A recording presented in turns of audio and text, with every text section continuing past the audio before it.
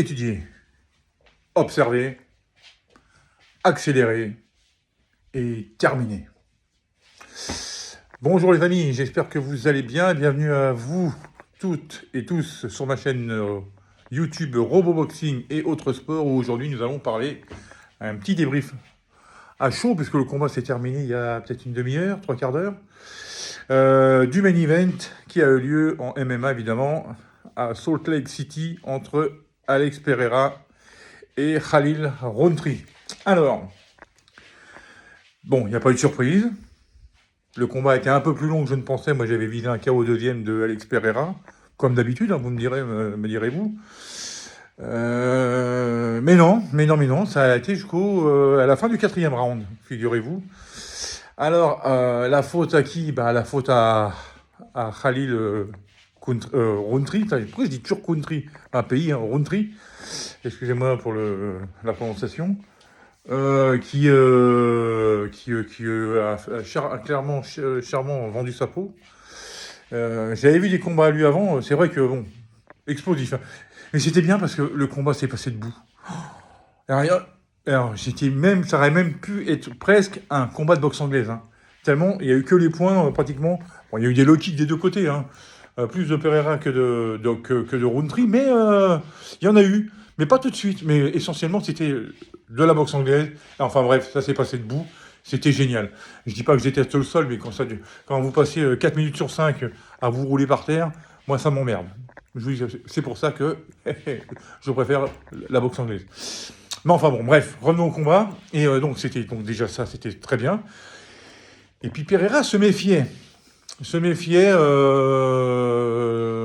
de pas rentrer trop vite et trop n'importe comment pour pas se faire contrer, parce que Rountree avait vraiment des très beaux enchaînements. Quand il rentrait, des fois il partait d'un peu trop loin, mais c'était vraiment bien tenté. D'ailleurs, il a touché à quelques reprises, donc on voit que Alex Pereira prend les coups, parce qu'il y en a peut-être ça aurait peut-être été un autre, ça aurait pu faire beaucoup plus de dégâts. En tout cas, il en a quand même pris quelques-unes, mais il a fini avec le visage intact et tout. Ce qui était loin d'être le cas de Rountree à la fin du combat. Le nez, les yeux, je crois qu'il avait le nez cassé, je crois qu'il a eu les yeux, les pommettes surgonflées et tout. Enfin, il a fini un peu en même état qu'avait fini notre ami Benoît Saint-Denis la semaine dernière. Donc, parce que c'est vrai que quand il commence à vous marcher dessus, Alex Pereira, parce que c'est vrai que les deux premiers rounds, c'était un peu... Bon, le premier, c'était clairement un round d'observation, c'était voilà, on jauge. C'est pour ça que j'ai commencé par dire étudier, observer. C'est ce que Alex Pereira faisait. Il étudiait, ok, je rentre, boum. Quand c'est l'autre qui commence à contre-attaquer, je recule, vachement. Très bonne défense à reculons d'Alex Pereira. Et puis, Rountree boxait vraiment avec des coups larges et tout. Et d'ailleurs, au début, Pereira, moi j'étais sur mon vélo, j'étais là, mais vas-y, mais tire-toi de ton bras avant. Le direct du gauche, bordel. Et il le mettait pas assez. Après, il a commencé à le mettre de plus en plus, et il a commencé à faire des mouches. Oh là là, les coups, j'aurais pas voulu être à la place de Rountree, j'avais mal pour lui. Mais les deux premiers rounds, alors, vous voyez les commentateurs, à l'appel du troisième, Pereira a intérêt à gagner le troisième parce que sinon, il sera obligé de le mettre KO. Mais je dis, moi, ça veut dire que les juges auraient donné les deux premiers à Rountree. Non, pour moi, quand il y a un challenger, quand vous êtes challenger, vous devez en faire beaucoup plus.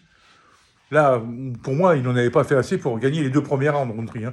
C'était serré, mais pour moi, les quatre rounds sont à Alex Pereira. Enfin, le 3 et le 4, n'en parlons pas, mais même les deux premiers.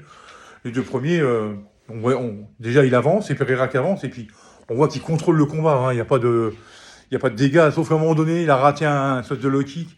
Il a pris un crochet dans la mâchoire, et puis il s'est un peu déséquilibré. Alors, je sais pas si on peut compter ça comme un knockdown, mais je pense pas. Apparemment, ça n'a pas été le cas. Mais enfin, bon, bref. Moi, je trouve que le combat a été maîtrisé. Sauf que, on ne peut pas toujours terminer tous les combats au deuxième round, hein, par KO. Hein. Ça ne veut pas être de la boucherie tout de suite. Ça l'a été après. Et des fois, je me dis, autant se faire terminer tout de suite et avoir un visage plus ou moins intact. Hein, vous sortez un coup à la mâchoire, bon, vous vous détendez. Plutôt que vous faire terminer à l'usure et d'avoir une tronche. Parce que là, la tronche de Rountree à la fin du combat, ouf, hein, ça a laissé du dégât. Hein. Mais enfin bon, il était clair que on avait vu dans le camp à Pereira que son camp lui avait dit à l'appel du troisième, bon maintenant accélère. accélère, t'as vu ce que le mec était, t'as vu qui était en face de toi, tu l'as observé pendant 2 rounds, tu l'as étudié, tu l'as observé, maintenant accélérer. Troisième mot. Et ça a commencé à accélérer, et les directs du gauche étaient de plus en plus présents, les enchaînements aussi, les crochets, les uppercuts commençaient à rentrer et tout. Et on voyait bien que la garde haute de Rountree était de plus en plus basse, et puis on voyait qu'il était émoussé. À l'appel du troisième round, il était émoussé. Pereira, bah, c'était comme au début, lui, il peut tenir 10 rounds de 5 minutes, il n'y a pas de problème. Hein. Il a un cardio d'enfer et tout, et puis c'est une machine, un rouleau compresseur, et quand ça commence à vous rouler dessus, bah, c'est terminé, il n'y a plus rien. Et c'est ce qui s'est passé à la fin du troisième. Bon, là, on commence à se demander quand est-ce que le combat va se terminer, parce que là, il faut que ça se termine. Et puis dans le quatrième, alors là, les coups de genoux sautés, les uppercuts, les crochets, c'était tout y passait. Et l'arbitre, Godard, moi, je le regardais, je dis, mais qu'est-ce qu'il fait l'autre? Il était tranquille, il regardait le combat, alors que l'autre, il avait déjà la gueule en sang et tout. Putain, moi, je voyais ça, j'avais mal pour lui. Et puis finalement, bon, voilà, sur une ultime combinaison, Rountree est tombé. Et puis après, l'arbitre a arrêté le combat. Mais il fallait. Moi, je vais vous dire, je ne vois pas qui c'est qui peut battre Pereira dans cette catégorie. Hein. De toute façon, depuis qu'il est arrivé à l'UFC, il avait une seule défaite, me semble-t-il. Et le seul qui l'a battu, c'est Adesanya. Dans la catégorie inférieure. Les poids moyens. Super moyens. Donc voilà, il a pris sa revanche. Mais depuis après que Pereira est monté à la catégorie supérieure, il n'a pas perdu une seule fois, et puis il a même démoli tout le monde. Moi, je vous dis, je vois pas qui c'est qui peut le battre. Hein. Honnêtement, je ne vois pas qui peut battre Pereira. Alors, est-ce qu'il reste dans cette catégorie-là? Apparemment, il veut y rester. Les gens voudraient tellement qu'il monte en poids lourd pour avoir un combat contre Jones, mais bon, Jones... Déjà, il faudrait d'abord qu'il remette sa ceinture en jeu contre Miocic. Et après, on verra. Non, mais je vois pas. Franchement, je vois pas. C'est un combattant qui est complet et tout. Peut-être qu'il faudrait... Alors, moi, j'aimerais bien voir, parce qu'on l'a pas encore vu, qui tombe contre un gars, juste avant, un spécialiste du takedown. Oui, pour voir ce qu'il vaut au sol. Vous savez, un peu comme Doumbé, on sait très bien que le mec, on soit champion du monde de kickboxing, il démolit tout le monde debout. Et puis quand il a rencontré Baki, même avant, on était curieux, mais on a vu contre Baki ce que Doumbé valait au sol. C'est un super crack. Le mec, c'est une bête. Voilà. Bon, il est plus fort debout, mais c'est une bête. Ouais, mais quand vous le mettez à terre, vous n'allez pas le soumettre comme ça. Hein. Pereira, on ne sait pas. Alors donc, ça serait là, si on avait encore un point d'interrogation, une question à se poser, ce serait de savoir qu'est-ce que vaut Pereira au sol. Mais autrement, je vais vous dire un truc. Moi, je vois pas qui c'est qui peut aller le chercher. Hein. Un démolisseur comme ça, déjà quand il vous regarde, bon, il y a son truc avant de rentrer dans la cage, là, avec le tir à l'arc et tout. Puis après, il fait une combinaison gauche-droite crochet, et puis après, il va vers la cage comme ça. Mais le regard, à partir du moment où il rentre dans la cage, c'est pas le mec qui va faire le show, qui va tourner autour de la cage. Non, il se met face à son adversaire, et il le fixe et il bouge plus. Il bouge plus jusqu'à temps qu'il se tape les gants, et puis avant que le combat commence. C'est quand même assez terrifiant. Et puis, bon, voilà. Les mecs, quand ils commencent à vous toucher, à avancer, si jamais vous avez le dos à la cage, vous êtes terminé. Donc voilà, terminé. Donc c'était le quatrième mot. Donc a terminé son adversaire comme ça. Et ma question est, c'est qui le prochain? Comme on disait à l'époque de Tyson, quelle est la prochaine victime d'Alex Pereira? C'est ça. Moi j'y crois pas, il n'y aura pas de Buster Douglas. Il n'y a personne qui va nous faire une Andy Ruiz ou une Buster Douglas, j'y crois pas. Ce mec-là, parce que Buster Douglas l'a fait, parce que Tyson ne s'entraînait plus du tout. Il était à l'alcool, il était en plein divorce avec Robin Givens. Et Andy Ruiz l'a fait contre Joshua parce que c'était un changement d'adversaire, je crois. Puis Joshua, pareil, hein, il n'était pas à son prime. Je dis, ça n'enlève rien à Buster Douglas et Andy Ruiz, hein, mais voilà, il n'était pas entraîné comme il était entraîné avant. Avec Pereira, ça n'arrivera pas. Hein. Avec Pereira, c'est du genre Floyd Mayweather, Canelo Alvarez. C'est entraînement, il n'y a rien qui sort.